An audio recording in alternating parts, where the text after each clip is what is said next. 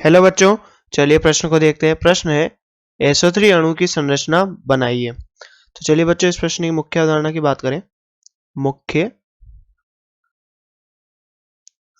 अवधारणा।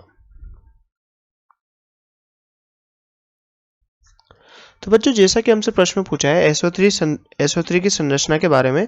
तो बच्चों SO3 को हम सल्फर ट्राइऑक्साइड बोलते हैं और ये गैसीय अवस्था में बच्चों कैसा होता है, समतलीय त्रिकोणाकार होता है बच्चों।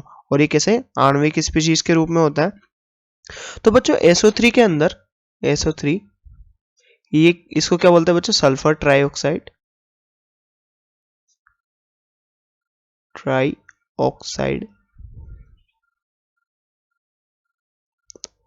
इसे बच्चों हम सल्फर ट्राइऑक्साइड बोलते हैं।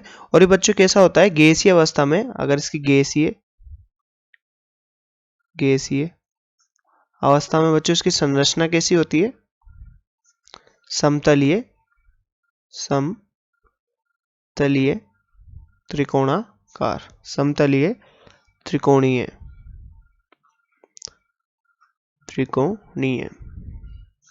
बच्चों इसमें देखा जाए तो SO3 में बच्चों 3 सिग्मा बंध होते हैं, SO सिग्मा बंध। तो बच्चों SO3 में कितने, 3 तो सिग्मा बंध होते हैं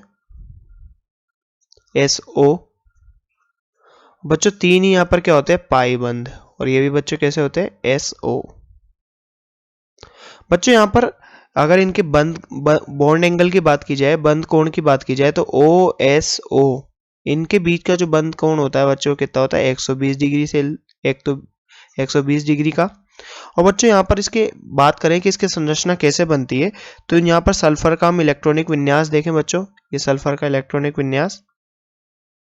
तो बच्चों ये सल्फर है, ये सेकेंड एक्साइटेड स्टेट में द्वितीय उत्तेजन।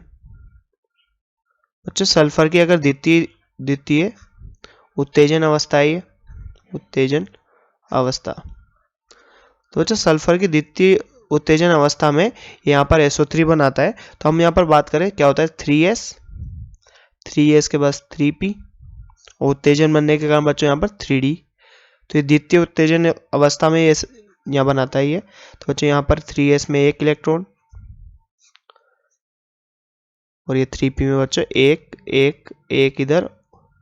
बच्चों 3D में 5 कक्षक होते हैं, 5 में से 2 में इलेक्ट्रॉन होंगे बच्चों, 1 2 3 4 5 और यहाँ 2 में इलेक्ट्रॉन।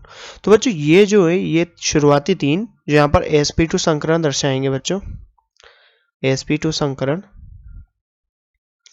तो बच्चों ये क्या बनाएंगे, जो जैसा कि हम जानते हैं कि जो संकरित कक्षक होते हैं बच्चों क्या बनाते हैं, सिग्मा बंध बनाते हैं। तो ये SO सिग्मा बंध बनाएंगे, सिग्मा बंध। और बच्चों ये जो यहाँ पर बचे हुए हैं ये बनाएंगे बच्चों SO पाई बंध।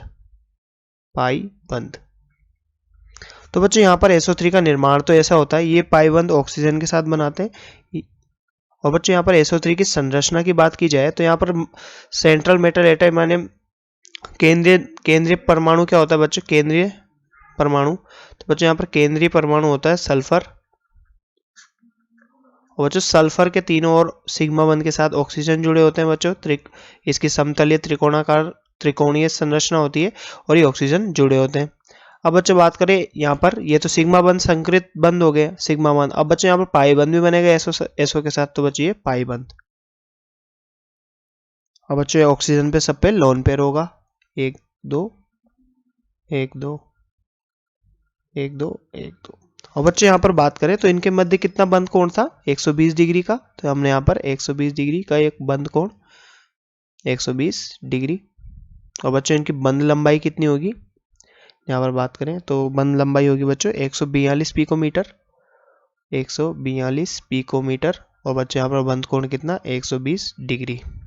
तो बच्चों जैसा कि हमसे प्रश्न पूछा गया था कि SO3 अणु की संरचना बनाइए, तो बच्चों हमने यहाँ पर देखा SO3 अणु की संरचना कैसी होती है और उसकी रचना भी की। तो बच्चों आशा करते हैं आपको प्रश्न समझ में आया होगा। धन्यवाद।